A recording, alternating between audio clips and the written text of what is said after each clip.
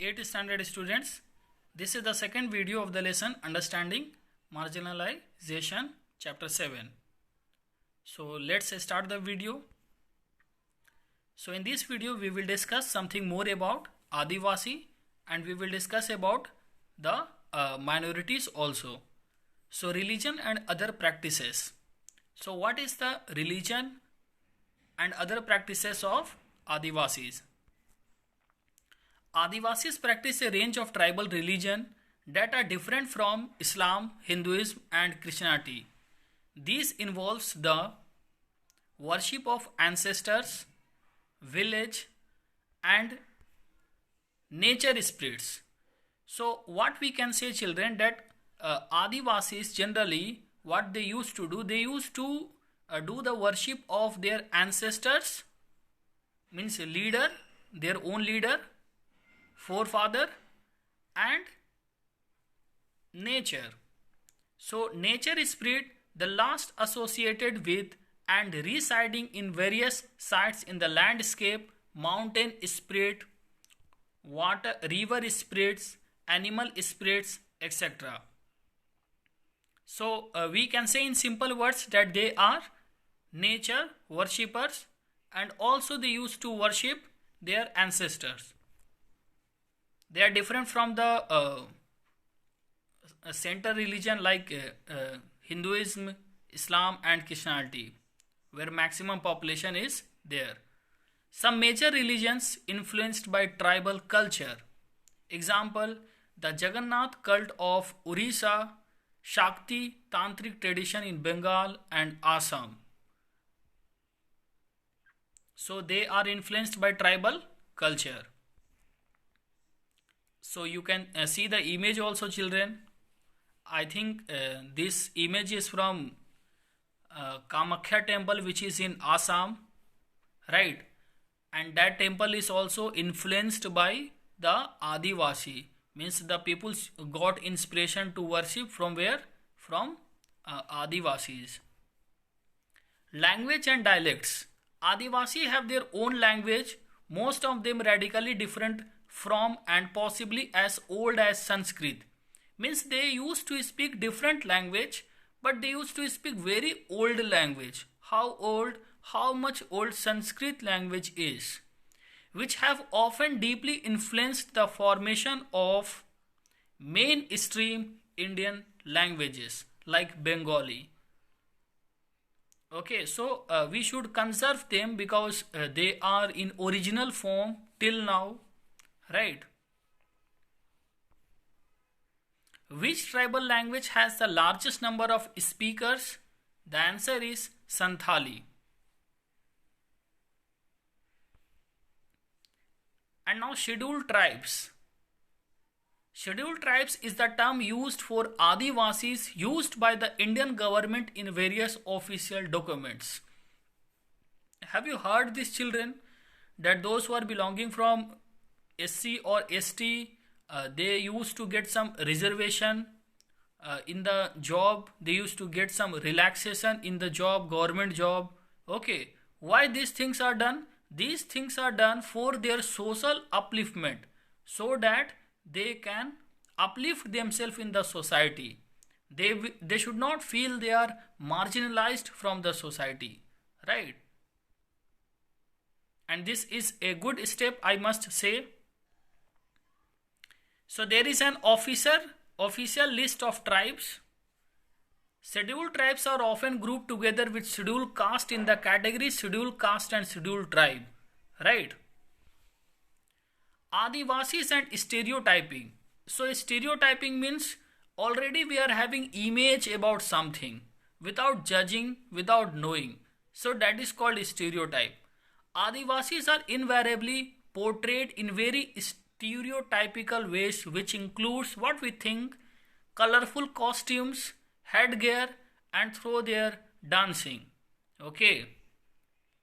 Beside this, we seems to know very little about the realities of their life. This often wrongly leads to people believing that they are exotic, primitive and backward. Often Adivasis are blamed for their lack of advancement as they are believed to be resistant to change or new ideas. So, what we used to do, we used to blame Adivasi that they are responsible for their backwardness because they are not ready to change, right? But the thing is not like this. The thing is different, and that we will see in the coming slides. So you can see the image of how Adivasis are. And now we are talking about Adivasis and development.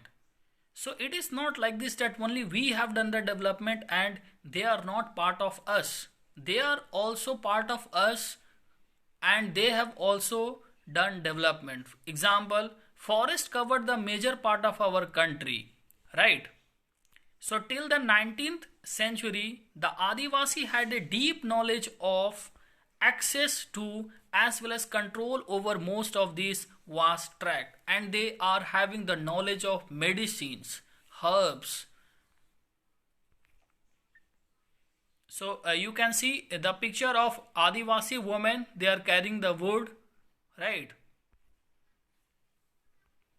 This meant that they were not ruled by large states and empires. Instead, often empires heavily dependent on Adivasi for the crucial access to forest resources. So these Adivasi were not depending on any empire or state in the past. The empire and states were depending on Adivasi because they had to take the resources from the forest. Right? This is quite interesting. Adivasis and development. This is radically contrary to our image of Adivasi today as somewhat marginal and powerless community. But it was not like this in the past. In the past they were powerful, okay, and they were the master of forest, we can say. Adivasis and development. For the past 200 years, Adivasi have been increasingly forced economic changes, forest policies and political force applied by the state and private industry to migrate to live as worker in the plantation, at construction sites, in industries and as domestic workers. For the first time in history, they don't control or have much direct access to the forest territories. Means now what we can say that the Adivasis always they were having some control over the forest, but now they don't have access to the forest territories also. They are marginalized from the society, right? But we are taking a step, government is taking a step, they are given reservation so that they can grow in the society, some changes can be there, right? Migration of Adivasis. So whenever the forest was cleared or maybe any new industry was set up, so that time so many Adivasis, they had to leave their home, their land, and they had to migrate to some other places. From the 1830s onward, Adivasis from Jharkhand and adjoining areas moved in very large number to various plantations in India and the world. For example, Mauritius, the Caribbean and even Australia. So they started migrating also. From when? From 1830. Migration of Adivasis. India's tea industry became possible with their labor in Assam. The story of this migration is full of extreme hardship, torture, heartbreak and death. And we can say that the Adivasi, they have faced a lot of problems in the past. For example, in the 19th century alone, 5 lakh Adivasi had perished in this migration. Can you see the data, children? So, what are the reasons for migration of Adivasis? First, clearing of forest for timber and other products.